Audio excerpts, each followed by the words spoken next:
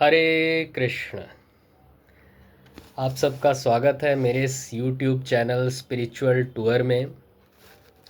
आज का हमारा विषय है जो सवाल शायद तकरीबन सभी के मन में आता हो कि क्या संतान उत्पन्न किए बिना भी मनुष्य पितृ ऋण से छूट सकता है। बिल्कुल सवाल जायज़ है। अब कई बार हम देखते हैं कई गृहस्थियों के संतान होती ही नहीं, तो क्या वे पितृ ऋण से मुक्त नहीं हो सकते? क्या वह ऋणी ही रह जाएंगे? क्या वह इसी तरह से मृत्यु को प्राप्त होंगे? तो ऐसा नहीं है।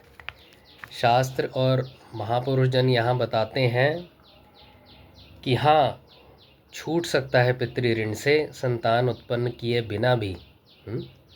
क्योंकि कई बार हम देखते हैं हमारे कई गुरुजन हैं, वो तो आजीवन ब्रह्मचारी रहते हैं, बाल ब्रह्मचारी रहते हैं।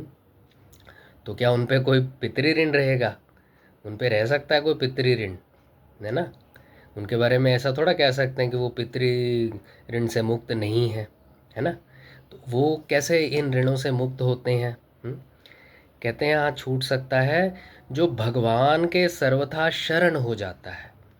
भगवान के पूरी तरह से जब कोई शरण हो जाता है, उस पर कोई भी ऋण नहीं रहता।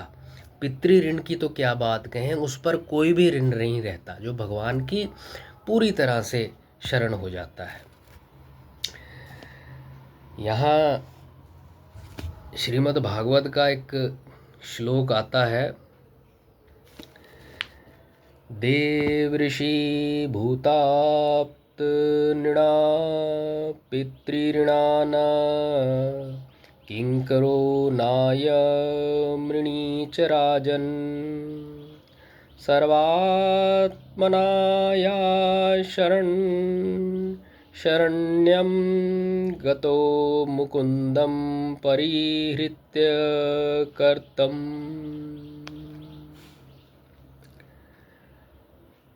कहते हैं अर्थात राजन, जो सारे कार्यों को छोड़कर, कि अपने मन में हम ये पाले रखते हैं ना कि मुझे ये करना है, मुझे ये करना है, कर्तापने का अभिमान पाल लेते हैं, ये मेरा काम है, ये करना है मुझे, मैं करता हूँ। उस अभिमान को छोड़कर, सारे कार्यों को छोड़कर संपूर्ण रूप से शरणागत वत्सल भगवान की शरण में आ जाता है। पूरी तरह से जब भगवान की शरण में आ जाता है ये जीव, वह देव, ऋषि, प्राणी, कुटुंबीजन और पितृगण, इनमें से किसी का भी ऋणी और सेवक या कह सकते हैं गुलाम नहीं रहता। पर थोड़ा ध्यान देने की बात यह है कि ये अवस्था शुद्ध भक्तों की होती है ना? तो हम ये सोच लें कि जी बस हो गए भगवान की शरण, तो ऐसा इतना आसान नहीं होता, है ना? जब तक ऐसी अवस्था ना आ जाए, हमें यज्ञ आदि कर्मों द्वारा पिंड पानी आदि जो भी हमारे कर्मकांड बताए हैं, उन्हें एकदम से बंद नहीं कर देना चाहिए। संतान उत्पत्ति की ओर भी अपनी ओर से चेष्टा रखनी चाहिए, अपना प्रयास जारी रखना चाहिए।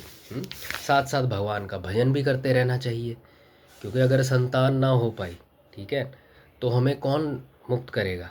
तो हमारा भजन ही काम आएगा ना। और ये अभिमान भी नहीं पालना चाहिए कि ठीक है जी, हम तो भजन कर लेंगे, हमें क्या ज़रूरत है। तो ये माया बड़ी दुस्तर है, इतना आसान नहीं है इस माया के पार जाना, ठीक है ना?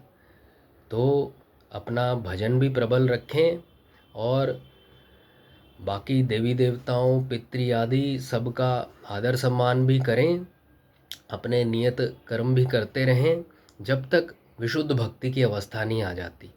और जब विशुद्ध भक्ति की अवस्था आ जाएगी, तब आपको ये सब सोच विचार रह ही नहीं जाएगा, क्योंकि उसके बाद भगवान के अलावा और कुछ आपको नज़र ही नहीं आएगा। सब जगह भगवान ही भगवान होंगे।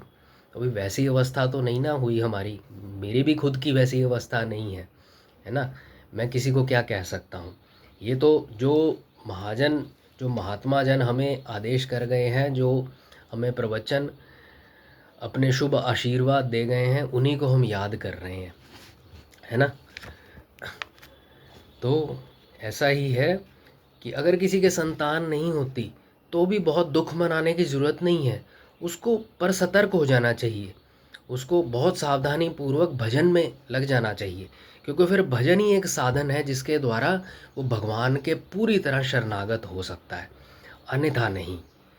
तो आज के लिए इतना ही, मैं आप सबसे आज्ञा चाहूँगा। धन्यवाद।